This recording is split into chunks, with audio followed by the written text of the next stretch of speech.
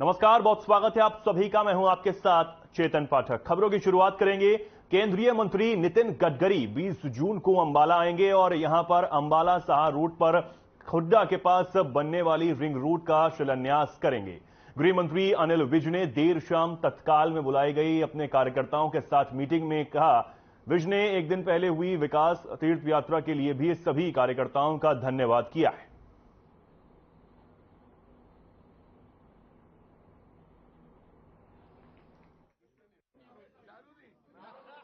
कि कल बहुत बड़ी संख्या में आप सब लोग जो विकास तीर्थ है दर्शन के लिए सारे इकट्ठे हुए और लगभग सारा दिन हम साथ रहे और सारे तो नहीं लेकिन बहुत सारे जो विकास के काम यहाँ हुए हैं उनको हमने जाकर देखा। बहुत सारे काम तो पहली बार ही मैं समझता हूं कि आप लोगों ने देखे होंगे, क्योंकि शायद ही किसी ने देखा होगा कि पीने का पानी कहां से आता है, कहां फिल्टर करते हैं और कहां तक आखिरी कोने तक जाता है। सारा वो सिस्टम पहली बार देखा होगा, भाई देखना चाहिए। और शहीदी स्मारक का भी ये तो सबको पता था कि शहीदी स्मारक बन रहा है, कोई तो क्या बन रहा है, उसकी भव्यता कितनी है वो आपने कल ही देखा होगा जाके अंदर से, और ये क्या बनेगा वो भी पहली बार ही देखा। बल्लभगढ़ में कैबिनेट मंत्री मूलचंद शर्मा ने प्रेस कॉन्फ्रेंस की। इस दौरान केंद्र सरकार के 9 साल पूरे होने को लेकर प्रेस कॉन्फ्रेंस की गई। अगले 1 महीने तक प्लम्बर विधानसभा के अलग अलग जगहों पर कई कार्यक्रम किए जाएंगे। केंद्र सरकार की योजनाओं को लोगों तक पहुंचाने का काम भी किया जाएगा। वहीं 25 जून को फरीदाबाद गतपुरी में बड़ी रैली होगी। साथ ही मुख्य अतिथि के तौर पर मुख्यमंत्री मनोहर लाल और रैली में यहां शिरकत करेंगे।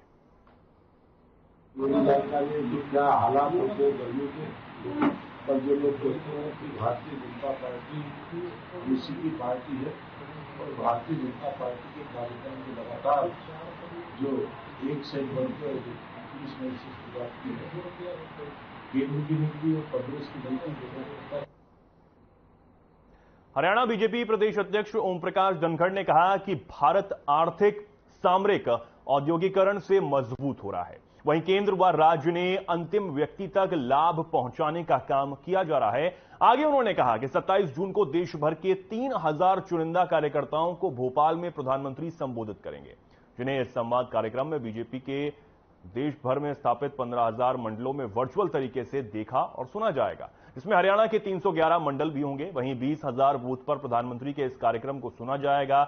यह एक वैश्विक रिकॉर्ड होगा। भिवानी विधायक घनश्याम सर्राफ ने इस मौके पर कहा कि बीजेपी पन्ना प्रमुख सम्मेलनों के माध्यम से अपने संगठन को मजबूत बनाने पर जुटी हुई है। ग्रामीण स्तर तक विकास को पहुंचाया गया है।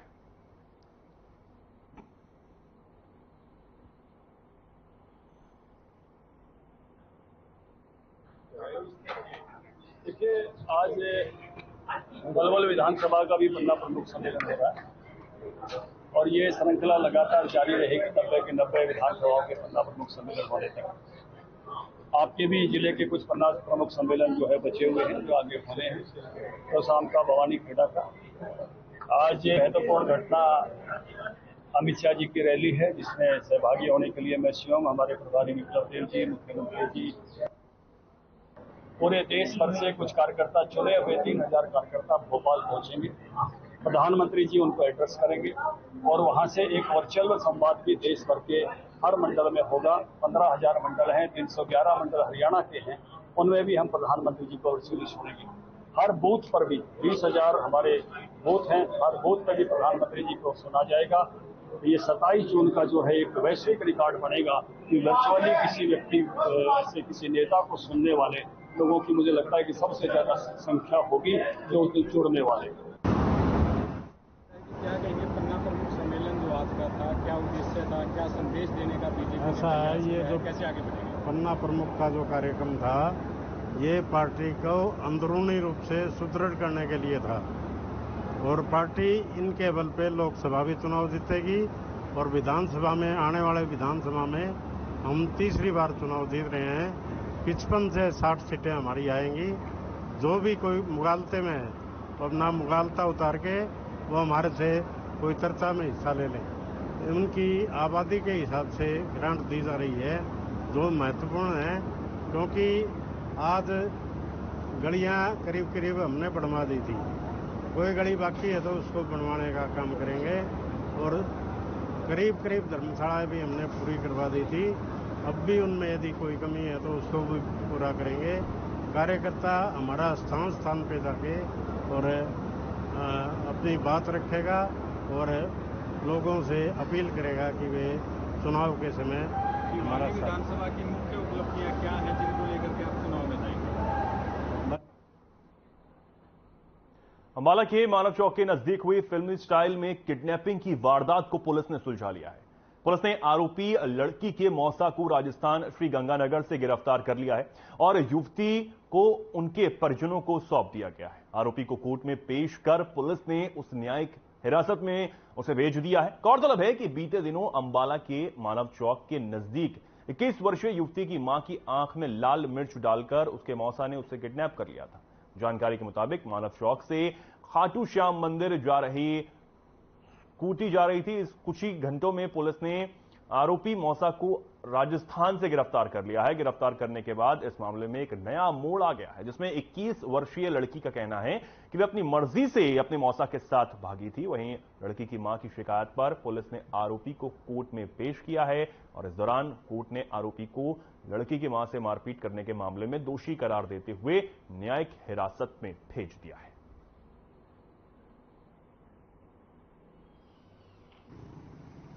किडनैपिंग का मामला आया था। एक लड़की है जिसकी मदर ने हमारे पास मदद कराया था कि उसकी लड़की को एक व्यक्ति जबरदस्ती गाड़ी में बिठा के ले गया और इस दौरान उस महिला के साथ भी मारपीट की गई थी और मिर्चें भी डाली गई थी इस पर।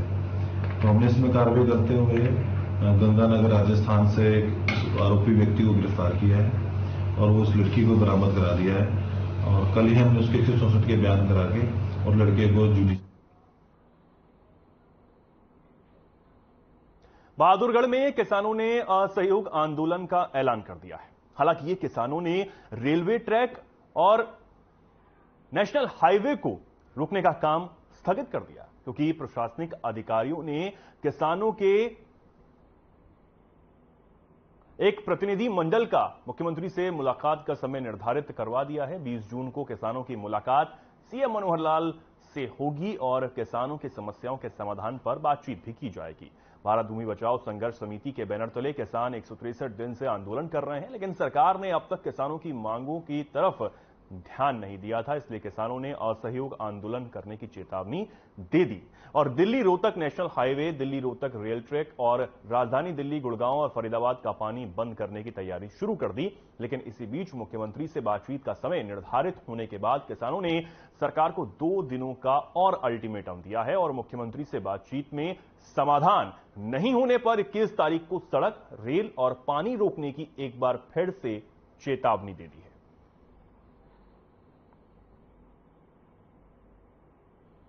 मुख्यमंत्री की तरफ से उपायुक्त जज्जर शक्ति सिंह ने आकर के कहा कि मुख्यमंत्री ने वार्ता के लिए 20 तारीख को हमें बुलाया है।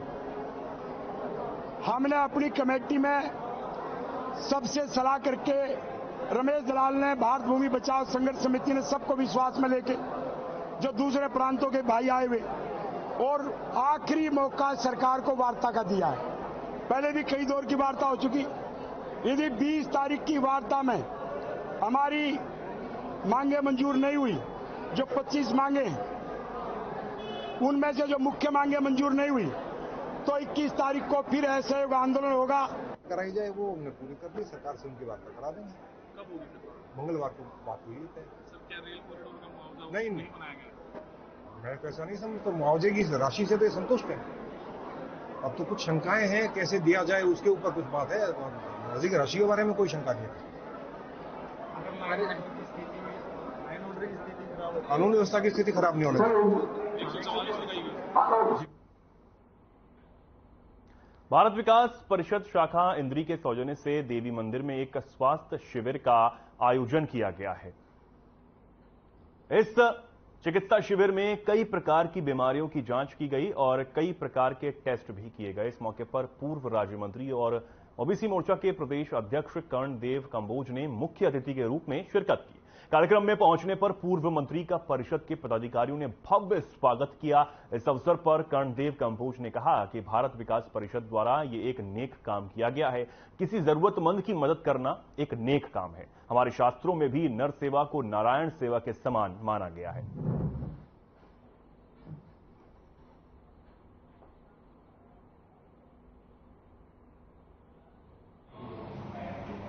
आज का कार्यक्रम भारत विकास परिषद के माध्यम से आज यहाँ इंद्री के कृष्ण मंदिर में एक मेडिकल चेकअप कैंप का आयोजन किया गया है और उसमें सभी प्रकार के चिकित्सक यहाँ बुलाए गए हैं। कुछ हॉस्पिटल्स के सिलेक्टेड डॉक्टर भी जो आज इस कार्यक्रम में उपस्थित होकर के लोगों के जांच करेंगे और ये इस प्रकार का काम है जो लोग जरूरतमंद हैं, जो लोग किसी न किसी बीमारी से ग्रस्त हैं, उनको यहाँ एक छत के नीचे ही इस प्रकार से फैसिलिटी आज यहाँ भारत विकास परिषद के माध्यम से जाना जुटाई गई है। मैं बधाई दूंगा अपने भारत विकास परिषद के सभी पदाधिकारियों को, सभी सदस्यों को कि उन्होंने एक बहुत अच्छा कार्य, क्योंकि हमारे वेदों में, हमारे शास्त्रों में कहा भी गया है कि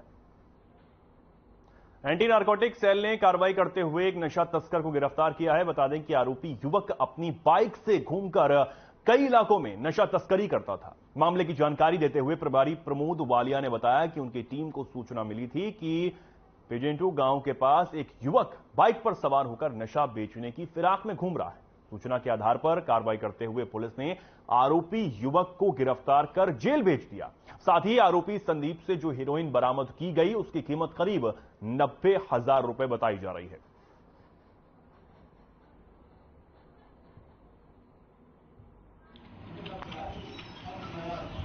नगर में माननीय पुलिस अधीक्षक के दिशा निर्देश अनुसार नशे पर हर रोज धरपकड़ जारी है। इसी दौरान हमारे को कल सूचना मिली थी कि पंजेटो गांव में एक युवक नशे का कारोबार कर रहा है, जिसके आधार पर टीम को गठित किया और रात्रि के समय नाकाबंदी के दौरान एक युवक को काबू किया, जिसका नाम पता पूछा, जिसने अपना नाम संदीप बताया और जो पंजेटो का रहने वाला है।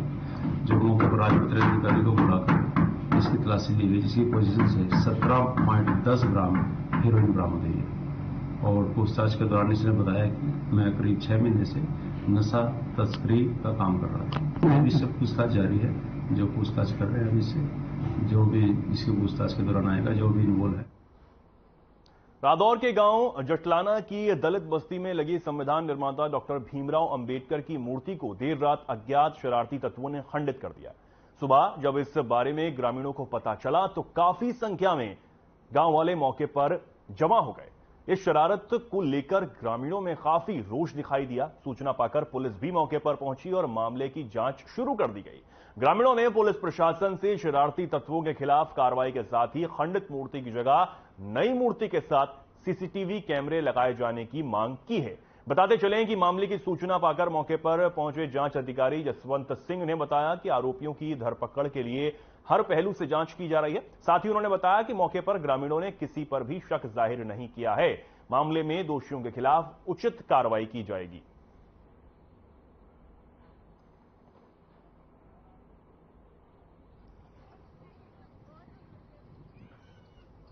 अब ये तीसरी बार मूर्ति टूटी है। मूर्तियां देखो और टीवी लग रही, मूर्तियां बहुत सभी बिरादरों की मूर्तियां लग रही। क्या अंबेडकर साहब की मूर्ति की तोड़ी जा रही है बार बार। यह यहाँ जबकि किसी का कोई पर्सनल हमारी अपनी जमीन है या किसी का कोई रोड़ा नहीं है, कोई जमीन पर कोई झगड़ा नहीं, कोई लेना नहीं देना नहीं, फिर भी अब बार बार क्यों हादसोबाजी हो। सुबह 4-5 बजे देखी जी आप मूर्ति हाथ टूटे है, जिसकी बाजू टूटी जी और मुंह पर इंटा मारी है जी और सारे उस पर इंटा मारी है जी। बाजू तो बिल्कुल ही टूट गई, यहाँ से बाजू टूट गई। ये मूर्ति यहाँ नई मूर्ति लगाई जाए और 200 के खिलाफ जाना सबसे सख्त कार्रवाई की जाए। हाजरी में तो बाबा अम्बेडकर की मूर्ति लगी हुई है, किसी शरारती तत्वों ने उसकी बाजू को नुकसान पहुंचाया है और इस सूचना पर भी यहाँ पहुंचे हैं और लोगों से बातचीत करी है। तो अभी इन्होंने किसी का नाम तो लिया नहीं पर्सनली, तो किसी शरारती तत्व का है, देखो उसके बारे में कड़ा एक्शन ले रहे हैं हम और डंप वगैरह उठवाएंगे। जो भी दोषी होगा उसको बख्शा नहीं जाएगा और पर्चा दर्ज करें। गरीब लोगों को लाभ देने के लिए सरकार द्वारा अनेकों योजनाएं चलाई जा रही हैं, जिसका लोगों को फायदा भी मिल रहा है। इंडियन बैंक द्वारा लोगों को जागरूक करने के लिए अंबाला कैंट के बोह में प्रोग्राम का आयोजन किया गया, जिसमें भारी संख्या में गांव के लोग मौजूद रहे। बैंक के अधिकारियों ने इस प्रोग्राम में आए लोगों का गुलाब देकर जोरदार स्वागत किया। इसके साथ ही सरकार द्वारा चलाई जा रही योजनाओं के बारे में भी लोगों को जानकारी दी गई, जिसमें प्रधानमंत्री जीवन ज्योति बीमा योजना सहित अन्य कई योजनाएं शामिल हैं। बैंक के इस कार्यक्रम की लोगों ने जमकर तारीफ की, साथ ही सरकार द्वारा चलाई जा रही योजनाओं के फायदे भी बताए। बैंक डायरेक्टर ने मीडिया से बात करते हुए बताया कि सरकार द्वारा 4 स्कीमों पर ज्यादा जोर दिया जा रहा है, जिनमें पीएम जीवन ज्योति योजना, जनधन योजना, अटल पेंशन योजना और जीवन सुरक्षा बीमा योजना। उन्होंने बताया कि जिन लोगों की इनकम कम है, ये योजनाएं उन लोगों के लिए चलाई जा रही हैं। साथ ही उन्होंने कहा कि लोगों को 20 रुपए का प्रीमियम देकर साल में 2 लाख का इंश्योरेंस होता है।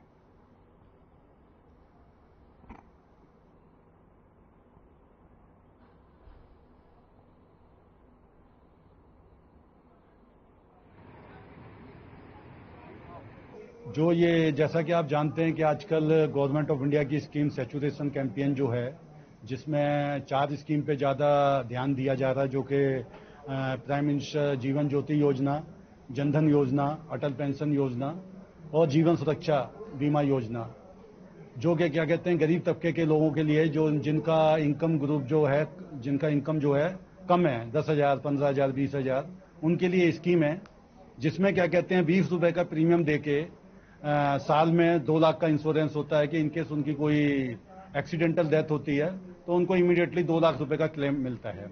ऐसे ही जो नॉर्मल डेथ होती है उसमें अगर वो 436 रुपए का प्रीमियम देते हैं तो उनको जो है 2 लाख रुपए साल के मिलते हैं। आज की जो ये बैठक है, ये एक्चुअली भारत सरकार वित्त विभाग के द्वारा जो जन सुरक्षा संतृप्ता अभियान चलाया जा रहा है, उसी की कड़ी में है।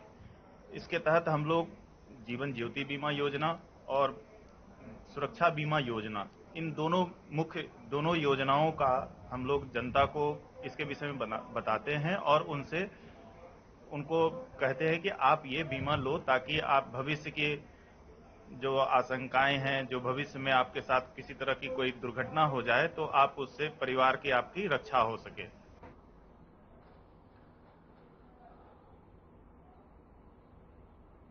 अंबाला में 24 जून से फिर गृह मंत्री अनिल विज का जनता दरबार लगेगा। लोगों की बढ़ती भीड़ को देखते हुए गृह मंत्री अनिल विज ने फिर से जनता दरबार शुरू करने का ऐलान किया है। विज ने कहा कि घर पर जगह कम होने की वजह से इतने लोगों को बैठा नहीं सकते हैं, तो वहीं गर्मी में लोगों को लाइनों में लगा देख विज भी दुखी हुए। इसके बाद उन्होंने बाहर आकर लोगों की समस्याओं को सुना और उनसे शिकायतें सुनी।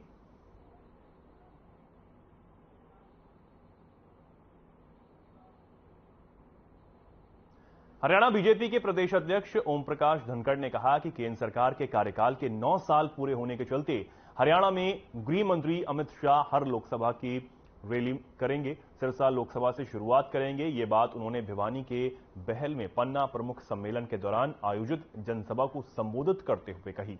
इस मौके पर कृषि मंत्री जयप्रकाश दलाल ने कृषि, बिजली, बागवानी और पशुपालन सहित विभिन्न कल्याणकारी योजनाओं को भी आमजन से साझा किया।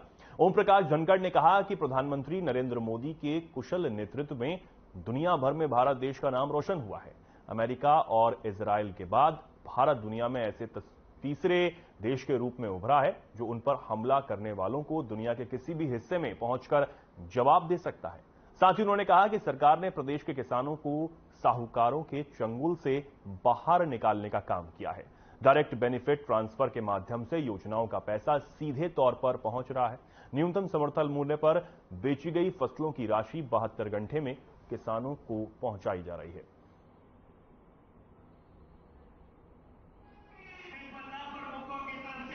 बहुत ही उत्साह और जोश सभी लोगों में है और 9 साल के कार्यकाल जो मोदी जी का हुआ है, उसके जो कार्यक्रम चल रहे हैं, उन कार्यक्रमों में भी सभी लोग बड़े जोर शोर से सहभागी हो रहे हैं।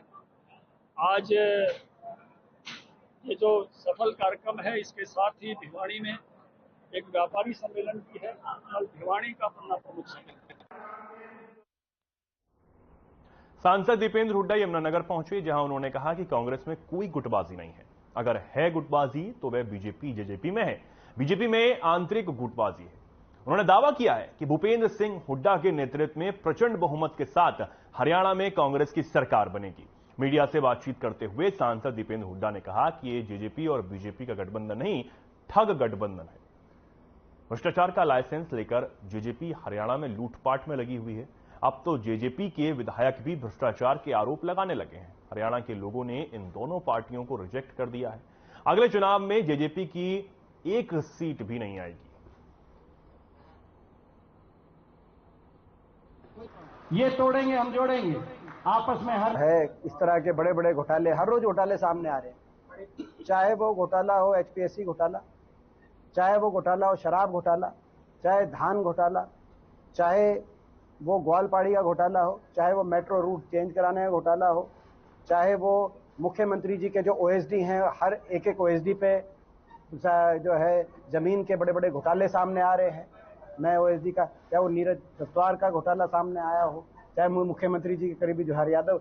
आप लिस्ट अगर जब चार्जशीट कांग्रेस पार्टी इनके खिलाफ एक चार्जशीट तय करेगी तो जो सारे घोटाले सामने आए हैं तो वो सारे घोटाले हम, और ये मैं केवल बीजेपी की बता रहा हूं, जेजेपी का तो अलग कहानी शुरू है।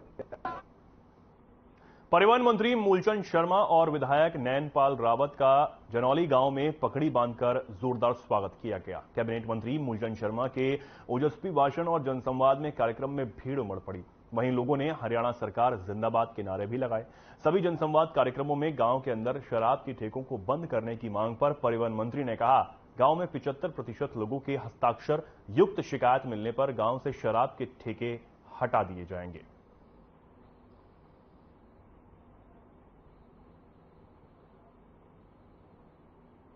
भारत सरकार के 14 फिक्स्ड डोज कंपोजिशन दवाइयों को बैन करने के बाद अंबाला में भी ड्रग डिपार्टमेंट का एक्शन देखने को मिला है। विभाग की ओर से अंबाला के सभी केमिस्ट को यह पत्र जारी कर दिया गया है कि इन सभी बैन हुई दवाइयों को वापस कंपनी में भेज दें और इसे तुरंत प्रभाव से बेचना बंद कर दें। अगर फिर भी कोई दवाई बेचता हुआ पाया जाता है तो उसके ऊपर सख्त कार्रवाई की जाएगी।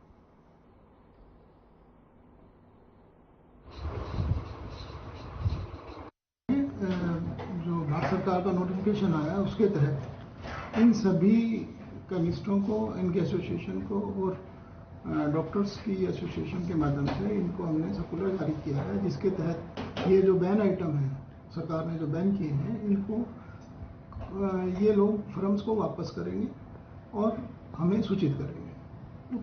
तदुपरांत हम इनकी फिर समय समय पर चेकिंग भी करेंगे अगर कोई ऐसा करता हुआ पाएगा।